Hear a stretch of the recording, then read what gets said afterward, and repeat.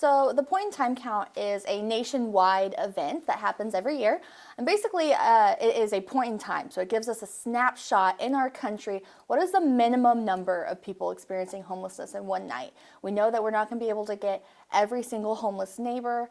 The definition is also those that are literally homeless or in a place not meant for human habitation. So unfortunately, it doesn't count those that are couch surfing or, crashing with a friend or doubled up in different places. So unfortunately, those numbers don't count, but it does let us know how many neighbors are sleeping on the street. And so that number is really important for us because that is a lot of what grants and funders will look at to see what the issue is in San Angelo. And that data really lets us know, how many people are veterans, how many children are experiencing homelessness, how many people, have mental illnesses along with that. And so it really helps us see what gaps in services there are and where to go from there. So how the point in time count works, the Texas Homeless Network is the entity that is kind of guiding Texas. And they've decided that we are going to do it for the 24 hours, that is Thursday, January 25th.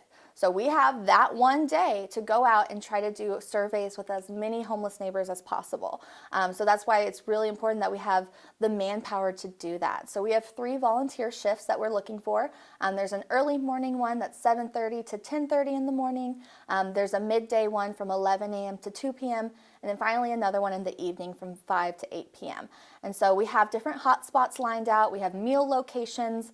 We also have our navigation day going on that same day, just to try to make sure that we are hitting as many spots that our neighbors go to as possible. So what those volunteers do, we will train them, let them know, what is it that you say? How do you approach a homeless neighbor? When to engage and when not to. And so we don't send them out blindly. We send them in teams. But those neighbors will go out to those different spots, approach neighbors, introduce themselves, and ask if they have the time to answer a short survey. They can explain what it is.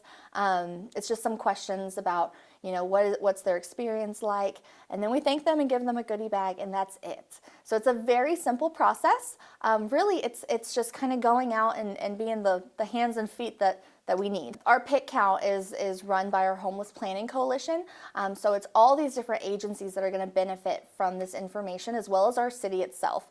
Like I said, when we're applying for funding from the federal government, the state government, they look at that pick count and see what the homeless situation looks like in San Angelo. So if we have a much lower number, we might not get as much funding as we're needing to really address the issue.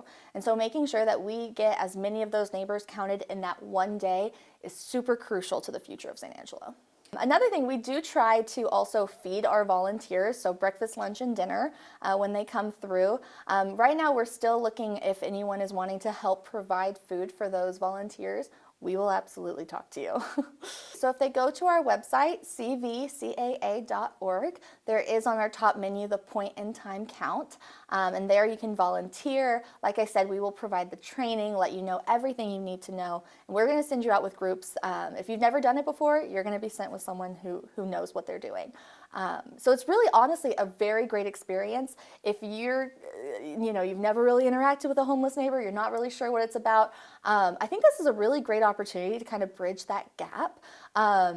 They're human beings just like us, and it's very exciting. Some of them will tell you their story, and it's very surprising to some folks how thin that line is between living a full self-sufficient lifestyle to being on the streets. And so it's really a great educational aspect. And so if anyone is looking for a very small way to get involved, it's just a couple of hours. Last year in 2023, it showed that we had 198 homeless individuals in San Angelo, so just about 200. Meanwhile, Lubbock is 3 times our size. They only had 40 more people than we did. So it really shows that Lubbock has different programs that are being successful and that are helping people get off the street, and that's where we're trying to get to. And so it really does help kind of guide us and see what we can do. We've actually had a lot of conversations with Lubbock. They have a tiny home community that we've kind of looked at quite a bit.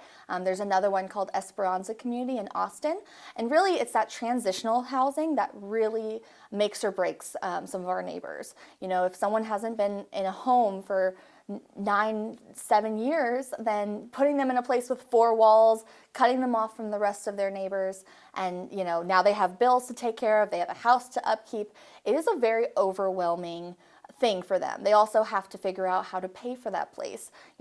There's so many extra steps, and so just putting someone in a home is not going to solve homelessness. There's a lot of case management, and so what we're doing is looking at places like Lubbock and Austin that really work on that case management and transitional housing, and we're trying to bring that to San Angelo.